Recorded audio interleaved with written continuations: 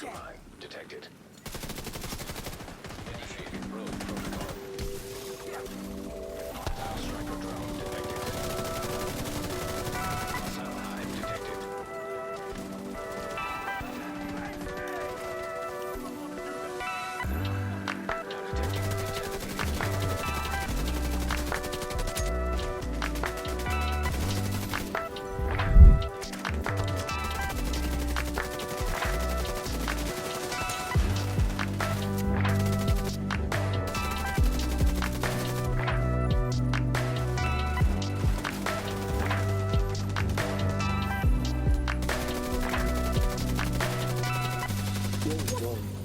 Now detecting contaminated gear.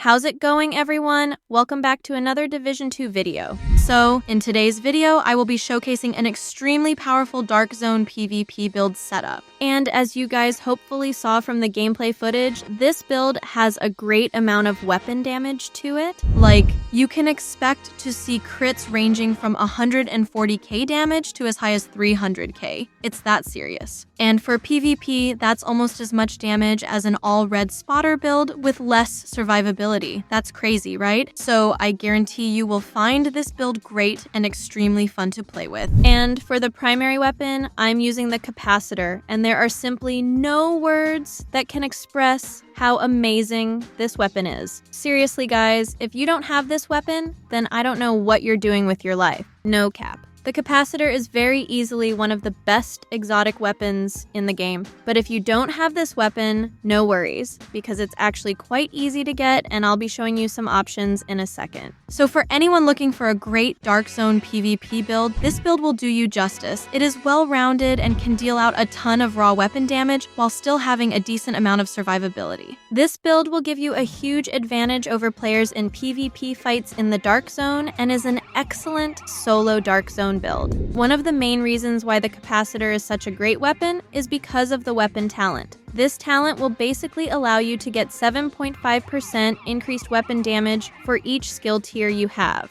This is also why the capacitor is an excellent choice for many hybrid builds. Now, this build does require the exotic ninja bike backpack. This exotic backpack is great for setting up some highly viable and insanely powerful hybrid builds. And for those of you who are new and don't know, this backpack comes with a talent that allows you to use this backpack to fulfill a requirement towards unlocking a gear or brand set bonus. So, in other words, by having the exotic ninja bike bag equipped, I will be getting an additional brand set bonus from my other brand set pieces. So, to further clarify what I mean by that, I'm wearing the Walker Harris mask, right? With having just one piece of Walker Harris, I get not only 5% weapon damage, but I also get 5% damage to armor. And since Walker Harris is an amazing brand set for any DPS build, due to the bonus weapon damage and damage to armor that you get from it, it just adds so much more damage output to this build. For the chest piece, I'm using Fenris Group AB. Fenris is a great piece because it will give you 10% assault rifle damage from just having one piece equipped, and thanks to the ninja bike bag, I'm also getting a 30% increased reload speed, which is also super helpful. And having the talent Unbreakable helps with survivability big time. For those of you who don't know, Unbreakable will heal 95% of your armor in PvE and half of that in PvP.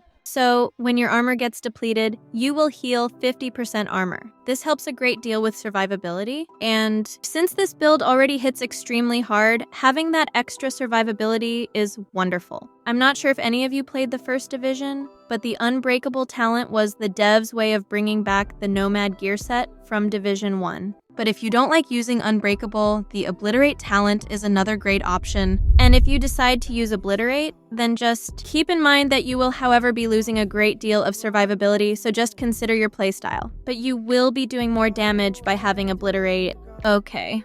For the holster, I'm wearing the Picaro's holster. This named holster comes with 15% weapon damage, with 10% skill haste from the brand set bonus as well as a bonus skill tier, thanks to having the Ninja Bike backpack equipped. Now, depending on your playstyle, you can also equip a second piece of this Brazos brand set to unlock that 50% mag size bonus, which will add another 20 rounds to your capacitor, bringing it to 62 bullets per clip. And to be honest, this holster is fairly easy to get.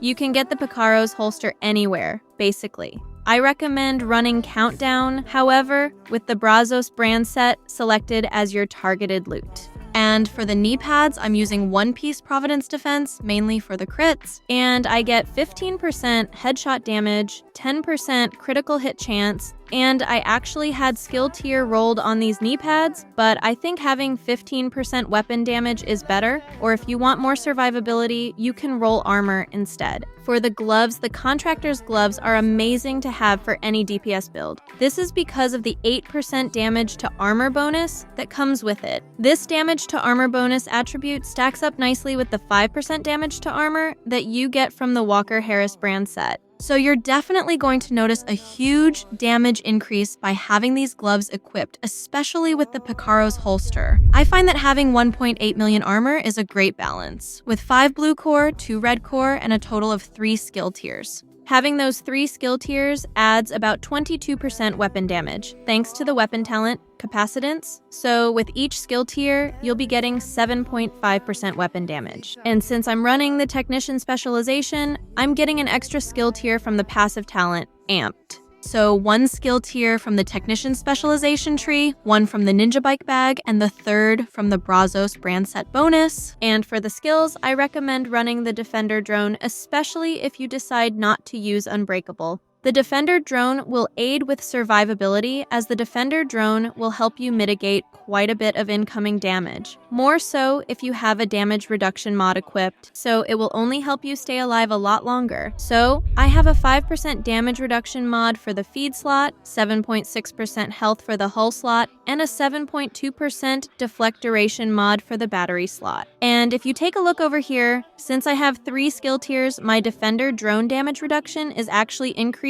by 15%, which is extremely nice to have. For the secondary skills, I recommend using what fits your playstyle the most. For me, I have a stealthy playstyle, so I'm using the decoy, and the decoy is my personal favorite. I may periodically swap the decoy or defender drone out and replace it with the booster hive if I'm playing with a team. And for the stats on the capacitor, 53.9% critical hit chance, 54 rounded, and 159% critical hit damage. The capacitor can easily be attained by completing 5 summit challenges in a single run from floor 1 to 100, I believe. Correct me if I'm wrong in the comment section, but you can also just do the floor 90 summit farm to get it as well, which is a very highly effective way to farm for exotic in my opinion. And for those of you who have never heard about the floor 90 summit farming method before, I explain how it's done as well as another great way to farm exotics all in this video here, and I will also leave a link in this video's description. This is Prajna. I hope you enjoyed the video. Keep it cool, keep it classy, and see you in the next video. Peace out.